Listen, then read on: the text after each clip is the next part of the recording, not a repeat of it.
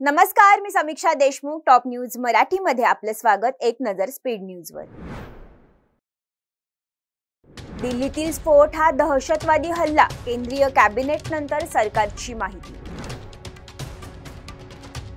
दिल्ली स्फोटाचा तपास NIA करणार, लवकरात लवकर तपास पूर्ण करण्याच्या अमित शाह यांच्या सूचना.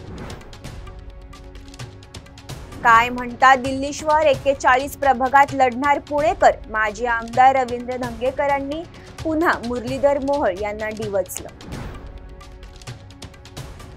शिरूर पाठोपाठ अहिल्यानगरमध्ये बिबट्याचा हैदोस, 5 वर्षीय चिमुकलीचा बिबट्याच्या हल्ल्यात मृत्यू.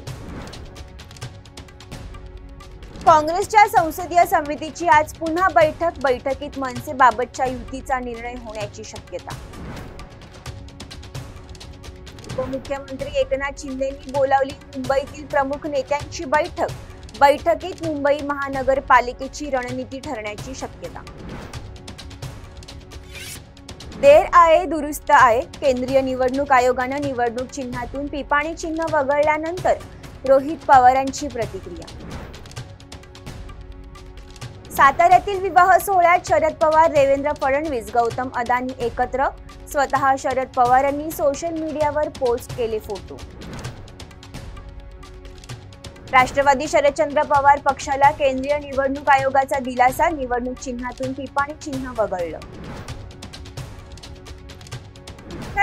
निलेश घायवळच्या अडचणी वाढणार, ईडीकडून संपत्तीची चौकशी करण्याची पुणे पोलिसांची मागणी.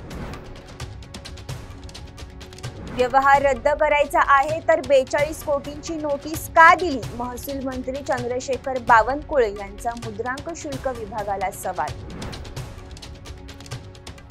धनंजय मुंडेंनी नार्को टेस्टला सामोरं जावं, मनोज जरांगे पाटलांचं धनंजय मुंडेंना आव्हान. जो जीता वही सिकंदर, MCA उपाध्यक्षपदी निवड झाल्यानंतर जितेंद्र आव्हाड यांची प्रतिक्रिया. तुर्तास इथेच थांबूया. तोपर्यंत पाहत रहा टॉप न्यूज मराठी, आपला महाराष्ट्र, आपली बातमी.